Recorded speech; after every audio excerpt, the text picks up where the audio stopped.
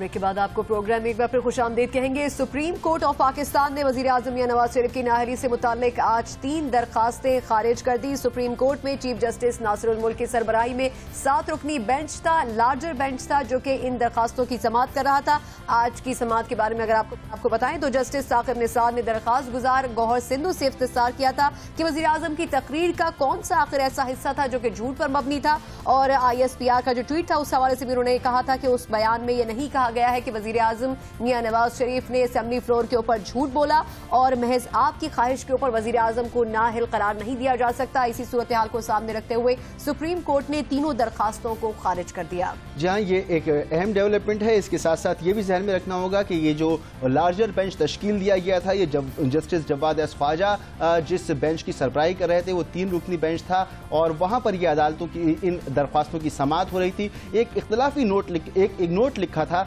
Justice Jawad Khwaja ने और वो चीफ जस्टिस ऑफ पाकिस्तान को भेजा था कि इससे पहले कि इन समाअतों के मेरिट का फैसला हो, ये भी तय हो जाना चाहिए साथ साथ कि आइन की शेख 62 और 63 की तशरीह क्या है, उसकी एक डेफिनेशन आ जाए ताकि इसका गलत इस्तेमाल ना हो। तो आज इस हवाले से भी हमारे पास कोई चीज़ मौजूद नहीं है कि ये फैसला तो सुना दिया गया है कि जो दरख्वास्तें दायर की गई थी वो खारिज कर दी गई, वो काबिल समाअत नहीं है, मगर 62-63 के हवाले से क्या हुआ, जो तफसीली फैसला सामने आए उसमें हमारे सामने सूरत हाल वाज़ेह हो सके। इसी तमाम मामले पर बात करने के लिए हमारे साथ मौजूद हैं जस्टिस रिटायर्ड तारिक महमूद साहब, माहिर कानून है। बहुत शुक्रिया जस्टिस साहब कि आप हमारे साथ मौजूद हैं। आज अदालत उज़्मा ने वज़ीर आज़म की नाअहली से मुताल्लिक़ समाअतें जो हैं वो खारिज कर दी, काबिल समाअत उन्हें करार नहीं दिया गया। तो जिन लोगों ने ये दरख्वास्तें जमा की थी उनके पास मजीद कोई कानूनी रास्ता बचता है कि वो इस केस को आगे बढ़ाने की कोई कोशिश कर सकें? नहीं, मेरा नहीं ख्याल कि उनके पास कोई ऐसा रास्ता बचता है। एक पॉसिबल रास्ता हो तो सकता है कि वो रिव्यू दाखिल करें, लेकिन रिव्यू का स्कोप बहुत ही लिमिटेड होता है और वो ये होता है कि जो वो जजमेंट अल्टीमेटली आएगी, जब लिखी जाएगी, कि उसमें on the face of record कोई ऐसी चीज नजर आ रही हो कि वो जो है आइन या कानून से बिल्कुल जो है हटके हो। अब जिस बुनियादों पर उन्होंने दरख्वास्तें खारिज की है, पहली बात तो उन्होंने ये कही है कि जनाब आप बताइए कि आप जो हैं किस तरीके से इससे इफेक्ट होते हैं, आपका कौन सा फंडामेंटल राइट्स जो इसका इफेक्ट हुआ है। दूसरी बात वहां पर ये भी कही गई कि प्राइम मिनिस्टर साहब ने जो कुछ कहा वो तो फ्लोर ऑफ द हाउस पे कहा, तो उसकी तरदीद कहां से आई है, स्वाय उस ट्वीट के तो और कोई चीज सामने नहीं थी। तीसरी एक बात ये भी थी कि जो कुछ उन्होंने फरमाया वो तो पार्लियामेंट के फ्लोर, तो वो बजाते खुद एक ऐसा फोरम है जिसमें पॉसिबली को बात हो सकती है। चौथी बात इसमें शायद ये भी अहम है कि 18वीं तरमीम के बाद जो आर्टिकल 62 में जो है जो सादिक और अमीन से रिलेट करता है उसमें एक तरमीम कर दी गई और कहा गया and there is no declaration to the contrary by court of law. इसका मतलब है कि अगर कोई नॉमिनेशन पेपर दाखिल करेगा तो बिफोर दैट किसी कोर्ट ऑफ लॉ से उसके खिलाफ जो है एक ऐसा नेगेटिव डिक्लेरेशन होना चाहिए। और कोर्ट ऑफ लॉ का ये मतलब है कि एक ऐसी अदालत जहां पर शहादत के लिए इसको प्रूव किया जा सके। एक और बात जो सामने आई वो ये कही गई कि अगर एक दफा आदमी इलेक्ट हो जाए तो अगर पार्लियामेंट के पास जब वो पार्लियामेंटेरियन बोल जाए तो फिर वहां पर कोई ऐसी बात हो जो उसके डिस्क्वालिफिकेशन के हवाले से, तो वो तो फिर चेयरमैन ऑफ द सेनेट या नेशनल असेंबली के स्पीकर जो हैं उनका इख्तियार है कि उस मामले को देखें और फिर ये भी देखना पड़ेगा कि क्या कोर्ट ऑफ लॉ ने कोई नेगेटिव डिक्लेरेशन दिया है। तो इसमें बहुत सी ऐसी बातें जो पहले ही दिन से हमें नजर आ रहा था कि ये इसमें बात बनेगी नहीं किसी भी तरीके से, लेकिन बहरहाल अदालतों में जाने से कोई किसी को रोक तो नहीं सकता। लेकिन कानूनी तौर पर तो मैं नहीं समझता इसमें कोई ऐसी गुंजाइश थी, लेकिन चले 7 रुकनी जज साहबान बैठ के उन्होंने फैसला। अच्छा, तारिक साहब ये बताएगा कि इन तमाम दरखास्तों के साथ ये भी तवक्को की जा रही थी कि फिर इस केस में जो आर्टिकल 62 और 63 है उसकी भी तशरीह हो जाएगी, अब वो भी नहीं हो सकी, तो आखिर इसकी क्या वजह है? उसकी बुनियादी तौर पर दीदी बात यह है कि देखें 62 और 63 तो फिर एक मेरिट की बात आज इतनी कि जो सवाल उठाया, लेकिन देखें जिस वक्त आप कोर्ट ऑफ लॉ में जाते हैं जलसों में तकरीरें करना या धरनों में तकरीरें करना एक डिफरेंट बात है, लेकिन जब कोर्ट ऑफ लॉ में आप जाएंगे तो सबसे पहले कानून और आइन की किताब खुलेगी और ये पूछे जाएगा जनाब आप कौन हैं, आप बताइए कि आपका इस इशू से ताल्लुक क्या है, आपका कोई फंडामेंटल राइट्स इससे इफेक्ट हो रहा है, तो تو وہ آپ کو ڈسپلے کرنا پڑے گا. تو بنیادی طور پر جو پٹیشن خارج کی گئی ہے وہ مینٹینل پٹی کے پر خارج کی گئی ہے, یہ قابل سماعت نہیں ہے. اگر یہ قابل سماعت ہوتی تو پھر بات آگے چلتی, لیکن میں آپ کو ایک بات بتا دوں کہ 62 اور 63 اور صادق امین کے حوالے سے آلریڈی جو سابق چیف جسٹس جیلانی صاحب تھے وہ آلریڈی ایک حکم فرما چکے ہیں, اور بہت سے میٹر جو کہ زیادہ تر ان پارلیمنٹیرین کے ہیں جو الیکشن جیت گئے یا ہار گئے, اور ان کے معاملات جو ہے الیکشن ٹریبونل کے ذریعے وہاں پر آئے اور یہ سوال اٹھایا گیا ہے. تو وہ ایک فورم ہے, وہاں پر یہ سوال جو ہے وہ زیر بحث ہے, اور آنے والے دنوں میں جلدی میرا خیال وہاں پر بحث ہوگی. تمام لوگ اس میں, بہت سے پٹیشن انوالو ہیں, یقیناً اس میں جو ہے اس ایشو کا بھی ریزالو کر دیا جائے گا. بہت بہت شکریہ جسٹس ریٹائرڈ طارق محمود صاحب ہمارے ساتھ. تبصرہ آپ نے ان کا سنا, اور اب پروگرام کو آگے بڑھاتے ہیں اور گفتگو کرتے ہیں کچھ ووٹرز کے حوالے سے. پاکستان میں ووٹرز کی تعداد کم ہوتی چلی جا رہی ہے. ہونا تو یہ چاہیے کہ جیسے جیسے آبادی میں اضافہ ہو رہا ہے ویسے ویسے ووٹرز کی تعداد بھی بڑھے, مگر حیرت انگیز طور پر 2013 کے انتخابات پر تو انگلیاں اٹھی رہی تھیں, 2008 کے انتخابات پر بھی اب سوالیہ نشان لگ گیا ہے. جی ہاں, 100 حلقوں میں رجسٹرڈ ووٹرز کی تعداد میں حیرت انگیز کمی ہوئی ہے, اور 2008 سے 2013 کے دوران پاکستان کی مجموعی آبادی کے ساتھ ساتھ ووٹرز کی تعداد میں اضافہ ہوا ہے. تاہم حیرت انگیز طور پر قومی اسمبلی کے 100 حلقے ایسے ہیں جہاں رجسٹرڈ ووٹرز کی تعداد میں اس دوران کمی واقع ہو گئی ہے. کچھ حلقوں میں تو یہ فرق اتنا زیادہ ہے کہ 2008 کے عام انتخابات پر بھی سوال کھڑے ہو گئے ہیں, اور الیکشن کمیشن کی دستاویز کے مطابق 28 حلقوں میں ووٹرز کی تعداد 50,000 سے بھی زیادہ کم ہوئی ہے, جن میں بلوچستان کا ایک حلقہ ایسا ہے جو 2,41,000 سے زائد ووٹرز کی وہاں پر کمی ہوئی ہے, اور 22 حلقوں میں ووٹرز کی تعداد میں کمی 30,000 سے 50,000 کے درمیان ہے. اور اسی پورے معاملے پہ بات کر لیتے ہیں. ہمارے ساتھ فافن کے سربراہ مدثر رضوی اس وقت موجود ہیں. مدثر, پروگرام میں آنے کے لیے آپ سے جاننا چاہیں گے, اگر آپ کی نظر سے بھی یہ خبر گزری ہو, گزشتہ انتخابات پر دھاندلی کے شور اٹھ رہا تھا, لیکن اگر 2008 کے انتخابات کی بات کریں تو انتخابی فہرستوں میں سے لاکھوں رجسٹرڈ جو ووٹرز ہیں ان کو نکال دیا گیا ہے, تو کیا 2008 کے جو الیکشن ہے اس کو بھی مشکوک قرار دیا جا سکتا ہے پھر؟ دیکھیں, یہ کوئی نئی بات نہیں ہے. فافن 2011 نومبر سے یہ معاملہ الیکشن کمیشن کے ساتھ ریز کر رہا ہے. دو یہاں پہ مسئلے ہیں. ایک تو ووٹرز کی تعداد کی ہم بات کر رہے ہیں کہ کمی ہوئی ہے 100 حلقوں میں 2013 کے انتخابات میں 2008 کے انتخابات کے مقابلے میں 42 لاکھ ووٹرز کم ہوئے ہیں. اور دوسرا ایک مسئلہ ہے کہ جو اسٹیمیٹڈ پاپولیشن ہے 18 سال یا اس سے زیادہ کی, اس کی نسبت ووٹرز کی تعداد وہ بھی کم ہے. اور یہ اچھی بات ہے کہ الیکشن کمیشن ان مسئلوں کو اب ریز کر رہا ہے, ایشوز کو ایکنالج کر رہا ہے تاکہ ایک پرویکٹیولی ان مسئلوں کو حل کیا جائے. اور یہ ایک انتہائی کریٹیکل ایشو ہے جو الیکشن کمیشن کی نظر میں الیکشن سے پہلے بھی تھا, الیکشن سے پہلے اسے پوائنٹ آؤٹ بھی کیا گیا تھا. ہاؤور اس پہ کسی قسم کا ایک ایفرٹ نہیں ہوا کہ ووٹرز کی رجسٹرڈ ووٹرز کی تعداد بڑھائی جائے. ایک دوسری چیز جو خاصی پریشان کن ہے کہ جو عورتوں کی رجسٹریشن ہے وہ خاصی سکیوڈ ہو گئی ہے 2013 میں 2008 کے مقابلے میں. ایک طرف تو 100 کانسٹیٹوئنسیوں میں ووٹرز کی ایبسلوٹ نمبرز میں تعداد کم ہوئی ہے, لیکن 171 حلقے نیشنل اسمبلی کے ایسے ہیں جس میں عورتوں کا رجسٹریشن کی تناسب مردوں کی نسبت گر گئی ہے 2008 کے مقابلے میں. یہ 171 یعنی پیچھے خالی 90 حلقے بچتے ہیں جس میں شاید یہ تعداد اضافہ ہوا ہو, باقی 171 حلقوں میں یہ تناسب گر گیا ہے. 11 ملین اس وقت ہمارے ووٹر رجسٹرڈ جو 2013 کے الیکشنز میں تھے اس میں 11 ملین کم عورتیں ہیں بنسبت مردوں کے. یہ تناسب 9.3 ملین عورتیں کم تھیں 2008 میں. یہ پروپورشن گرتی جا رہی ہے, اس پہ کسی قسم کا فوکس نہیں ہے. اور اگر ہم نے کوئی پرویکٹیو اگلے 3-4 سال جو الیکشن میں رہ گئے 2.5-3 سال اس میں ہم نے کوشش نہیں کی, ہمیں یہ کنسرن ہے کہ یہ عورتوں کی تعداد مزید کم ہوتی چلی جائے گی. ٹھیک, یہ تو ایک یقینی طور پر ایک معاشرتی مسئلہ بھی ہے اور اس کو ہر سطح پر اٹھانا بھی چاہیے. مگر یہ جو کچھ ہو رہا ہے یعنی بڑی تعداد میں ووٹرز کی کمی ہو رہی ہے, اس سے ایک بات یہ بھی سامنے آتی ہے کہ 2008 کے انتخابات وہ بھی مشکوک ہو جاتی ہیں. مگر شاید اچھی بات یہ ہے, آپ اس کی تصدیق کیجیے گا, کہ انتخابی فہرستیں اب تطہیر کے عمل سے گزر رہی ہیں, ان میں شفافیت آ رہی ہے. دیکھیں یہ بالکل ٹھیک ہے، 2013 میں جو الیکٹورل رولز بنے ان وہ کوالٹیٹیولی بہتر تھے، اس میں جو ایک بہت بڑا مسئلہ تھا ڈپلیکیشنز کا وہ نکال دیا گیا، جس کی وجہ سے شاید کچھ کمی بھی واقع ہوئی ہو۔ ایکوریسی ان کی 90% سے زیادہ کی تھی۔ ہم نے ووٹرز ٹو لسٹ اور لسٹ ٹو پیپل آڈٹ، جس میں جا کے ہم باقاعدہ دیکھتے ہیں کہ ووٹرز لسٹ صحیح بنی ہے اور ایسے لوگ اس پہ رجسٹرڈ ہیں جو ان علاقوں میں رہتے ہیں، اس پہ ہم نے ایکوریسی دیکھی اور ایکوریٹ ہیں، نام ٹھیک ہیں، شناختی کارڈ کے نمبرز ٹھیک ہیں، جو 2008 کی لسٹوں میں مسئلہ تھا۔ اس کی ایک بڑی وجہ یہ ہے کہ اب شناختی کارڈ ووٹر رجسٹریشن کی ایک بنیادی ریکوائرمنٹ بن گئی ہے اور ووٹنگ کے لیے بھی بنیادی ریکوائرمنٹ ہے۔ لیکن جو ایک بہت بڑا مسئلہ تھا ان الیکٹورل رولز پہ، اس میں مس ویریفیکیشن کا تھا کہ تقریباً 13% ووٹرز اس طرح کے تھے جو ان جگہوں پہ رجسٹرڈ نہیں تھے جہاں پہ وہ رہتے ہیں، اور اس کی وجہ بالکل وہ ایک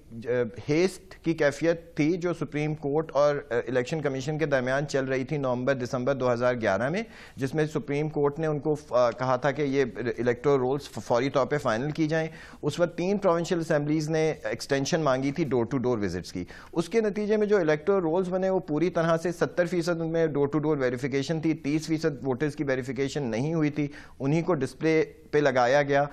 کراچی کے ووٹرز تو ٹھیک کر دیے گئے، لیکن پورے پاکستان میں ابھی اس قسم کے ایشوز باقی ہیں جس میں ووٹرز کو اچھا مدثر، اس کا مطلب کیا یہ سمجھا جا سکتا ہے کہ اب جو انتخابی فہرستیں بن رہی ہیں وہ آہستہ آہستہ شفافیت کی طرف جا رہی ہیں؟ کیا یہ سمجھا جا سکتا ہے؟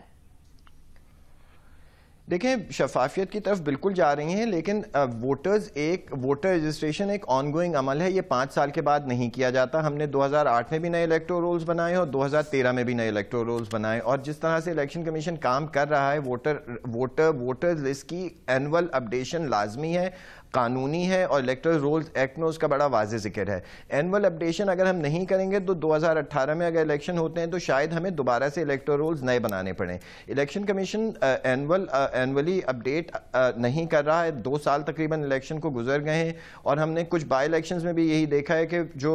جنرل الیکشنز میں رجسٹرڈ ووٹر تھے انہی تعداد کے ووٹرز کے ساتھ بائی الیکشنز بھی ہو رہے ہیں 7-8 مہینے کے بعد بھی جو الیکشنز ہو رہے ہیں۔ اگر اس کو آن گوئنگ عمل نہیں بنایا جائے گا، الیکٹورل رولز اور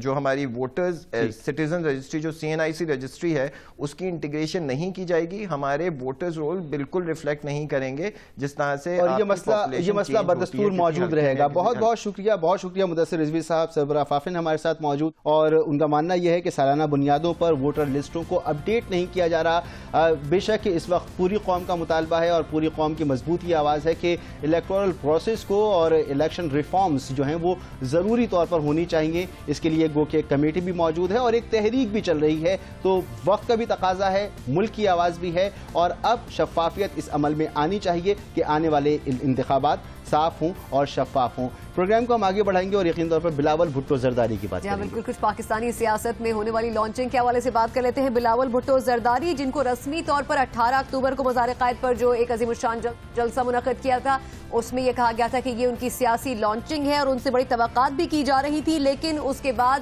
اور اس پچھلے کچھ عرصے کے دوران انہوں نے مختلف جماعتوں کے حوالے سے جو بیانات دیے، اس کے بعد سیاسی ٹیمپریچر بہت شدید تر ہوتا چلا گیا، خاص طور پر متحدہ قومی موومنٹ جو کہ پاکستان پیپلز پارٹی کی سندھ میں اتحادی تھے، اس سے تعلقات اس حد تک کشیدہ ہو گئے کہ متحدہ قومی موومنٹ کو سندھ حکومت سے علیحدگی اختیار کرنی پڑی، اور خبریں اس طرح کی آ رہی ہیں۔ بلکہ اس سے پہلے یہ بھی آپ کو بتائیں گے کہ پیپلز پارٹی کا جو یوم تاسیس ہوا تھا اس تقریب میں بھی بلاول بھٹو زرداری نے شرکت نہیں کی تھی، کچھ کارکنان نے اس کے اوپر احتجاج کیا تھا، لیکن شریک چیئرمین زرداری صاحب اس کا کوئی خاطر خواہ جواب نہیں دے سکے تھے۔ خبریں یہ آ رہی ہیں کہ بلاول بھٹو زرداری کو کچھ وقت کے لیے منظر سے ہٹا دیا گیا ہے، ان کو دور رہنے کا مشورہ دیا گیا ہے اس وقت سندھ کے اندر پاکستان پیپلز پارٹی کی جو سیاست ہے، کیونکہ ایسا لگتا ہے کہ ہو سکتا ہے کہ وہ اس ماحول کو جو کہ اس وقت پاکستان پیپلز پارٹی سے ڈائریکٹلی لنک نہیں کرتا ہے اس کو مزید خراب کر سکتا ہے اور اس کے اثرات پاکستان پیپلز پارٹی کے اوپر پڑ سکتے ہیں۔ یوم تاسیس کے موقع پر زرداری صاحب نے یہی کہا تھا کہ کراچی میں ایک تقریر کرائی تھی، 100 لوگ ناراض ہو گئے تھے، اگر یہاں پر بھی تقریر کرا دیتے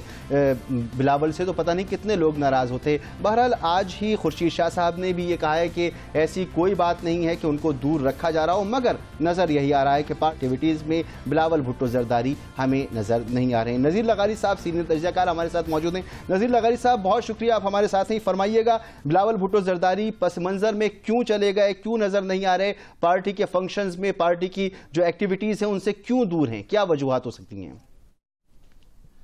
میرے خیال میں سب سے بہتر تو وہ خود ہی جانتے ہوں گے کہ کیوں باہر ہیں، اور سیاست ایک ایسا عمل ہے کہ جس میں آپ لا تعلق نہیں رہ سکتے، زیادہ عرصے تک لا تعلق نہیں رہ سکتے، بلکہ دنوں کے لیے بھی لا تعلق نہیں رہ سکتے۔ اگر آپ لا تعلق ہو جاتے ہیں کسی خاص گیپ میں تو وہ خلا کوئی اور پر کر لیتا ہے۔ بھٹو صاحب جب سیاست میں تھے اور اس کے بعد جب وہ جیل میں تھے اور اس کے بعد جب وہ پھانسی پر چڑھ گئے اور اس کے بعد جب پورا ضیاء الحق کا مارشل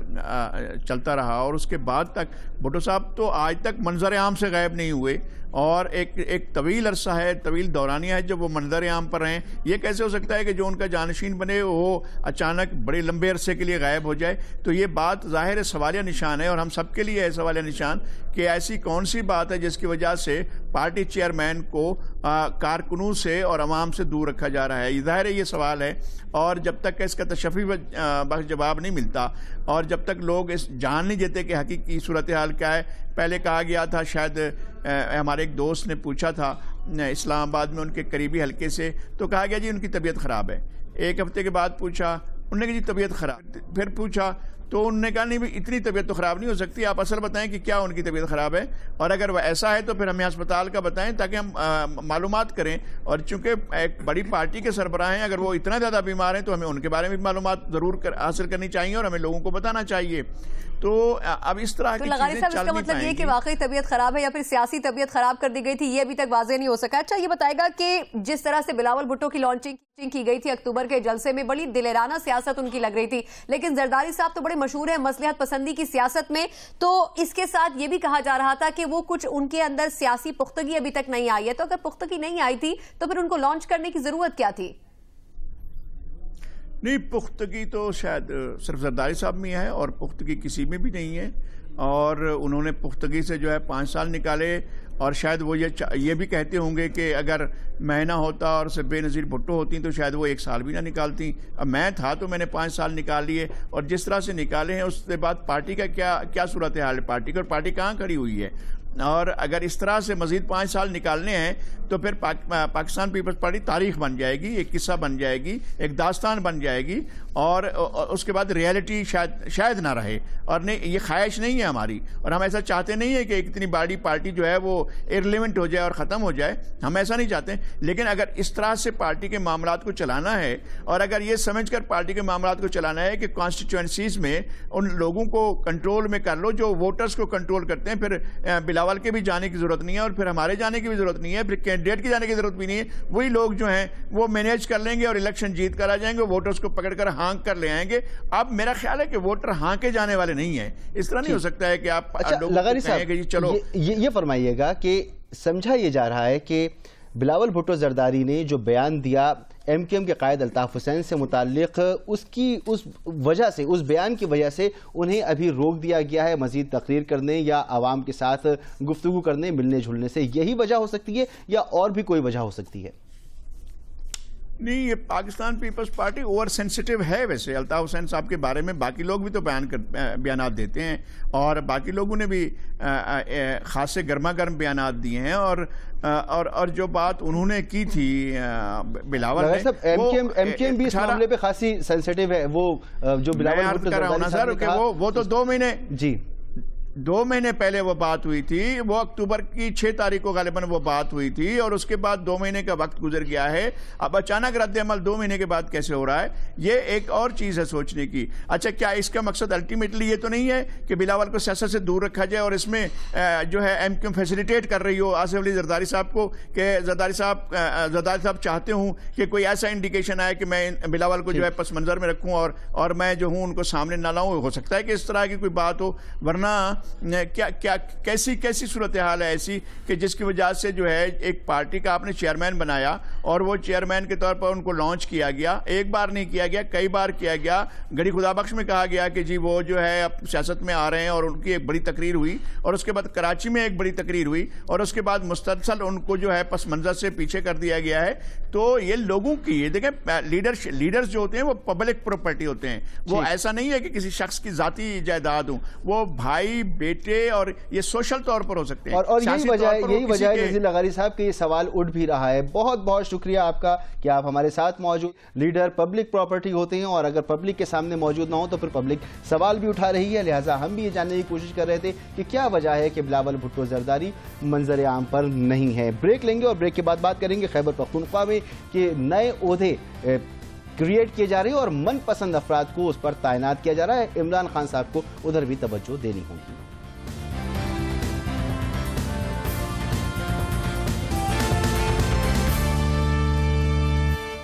ब्रेक के बाद आपको प्रोग्राम में एक बार फिर खुशामदीद कहेंगे। पाकिस्तान तहरीक इंसाफ जो कि खैबर पख्तूनख्वा में हुकूमत कर रही है, ना सिर्फ ये कि इंसाफ बल्कि शफाफियत के नारे अव्वलीन तरजीह रहे हैं पाकिस्तान तहरीक इंसाफ के। लेकिन अब खैबर पख्तूनख्वा से खबरें ये आ रही हैं कि खैबर पख्तूनख्वा में नए ओहदे बनाने के बाद मनपसंद अफराद को ये ओहदे नवाजे जा रहे हैं। जी हाँ, तहरीक इंसाफ की जो क़यादत है मेरिट के नारे जरूर लगाती है, लेकिन इस किस्म की खबरें KPK से नहीं आ रही हैं। सूबे के मुख्तलिफ अस्पतालों में ये कहा जा रहा है कि भारी तनख्वाहों के ऊपर मनपसंद अफराद को नौकरियां दी जा रही हैं और उनके इश्तिहारात भी नहीं दिए जा रहे हैं। जी हाँ, खैबर पख्तूनख्वा में तहरीक इंसाफ की हुकूमत मेरिट के ऊंचे दावों से इनहिराफ करती नजर आ रही है और सूबे के मुख्तलिफ तदरीसी अस्पतालों में गैर जरूरी आसामियां तख्लीक की जा रही हैं। इन आसामियों पर मेरिट को बालाए ताक रखते हुए मनपसंद अफराद को इश्तिहारात के बगैर तैनात किया जा रहा है। 8 अस्पतालों में 19 ग्रेड के डायरेक्टर एडमिनिस्ट्रेशन मुकर्रर कर दिए गए हैं। इन अस्पतालों में ग्रेड 20 के MS और ग्रेड 19 के DMS पहले से ही मौजूद थे। असामियों को न अखबारात में शाया किया गया, न मेरिट की दीगर जरूरियात को मद्देनजर रखा गया। मेरिट का यह हाल है कि खैबर टीचिंग अस्पताल में ग्रेड 17 के अफसर को ग्रेड 19 में तैनात कर दिया गया है। इन तैनातियों के अहकामात महकमा सेहत की जानिब से जारी किए जा रहे हैं। डायरेक्टर एडमिनिस्ट्रेशन के इजाफी ओहदे पर 25 लाख रुपए माहाना खर्च किए जा रहे हैं और ये वो तमाम सूरत हाल है जिसकी तवक्को नहीं की जा रही थी कि खैबर पख्तूनख्वा से इस तरह की खबरें आएंगी। वहां पर एक नए पाकिस्तान का नारा लगाने वाली पार्टी वहां पर बरसरे इख्तिदार है और पूरा मुल्क ये तवक्को रखता है कि अगर नया पाकिस्तान हमें देखना है तो उसकी इब्तिदा खैबर पख्तूनख्वा से होनी चाहिए, क्योंकि वहां पर इख्तियार हासिल है तहरीक इंसाफ को। मगर वहां से इस तरह की खबरें हमारे सामने आना यकीनी तौर पर एक हैरत अंगेज और एक शॉकिंग चीज है। जी हाँ, बिल्कुल। और ये भी कहा जा रहा है कि खैबर टीचिंग अस्पताल समेत कई ऐसे अस्पताल हैं जहां पर 17 ग्रेड के डॉक्टर्स को 19 ग्रेड के ओहदों पर बिठा दिया गया है और इसके अलावा भर्ती किए जाने वाले अफराद का भी ये इसरार है कि वो इन असामियों की वजह मयार पर पूरे भी उतरते हैं। पाकिस्तान तहरीक इंसाफ को ये समझना भी बहुत जरूरी होगा और इसके साथ ये कोशिश भी करनी होगी कि कम से कम KPK के अंदर वो जो नया पाकिस्तान बनाने का दावा करते हैं उसको सही तौर पर उसके साथ इंसाफ भी कर सके और उसको साबित भी कर सके। खास तौर पर ऐसे बड़े ओहदों पर तकर्रियों के हवाले से और तरक्कियों के हवाले से उनको चेकिंग बैलेंस रखना होगा और ये कोशिश करनी होगी कि ये ओहदे उन्हीं अफराद को दिए जाएं जो कि इसके मुस्तहिक भी बनते हैं और आया वाकई इन ओहदों की क्या उन अस्पतालों में जरूरत भी है या नहीं। जी हाँ, खैबर पख्तूनख्वा में जहाँ ये अफसोसनाक सूरत हाल है, वहीं खैबर पख्तूनख्वा से ताल्लुक रखने वाली पाकिस्तान की बहादुर बेटी मलाला यूसुफजई कल नोबेल इनाम हासिल करेगी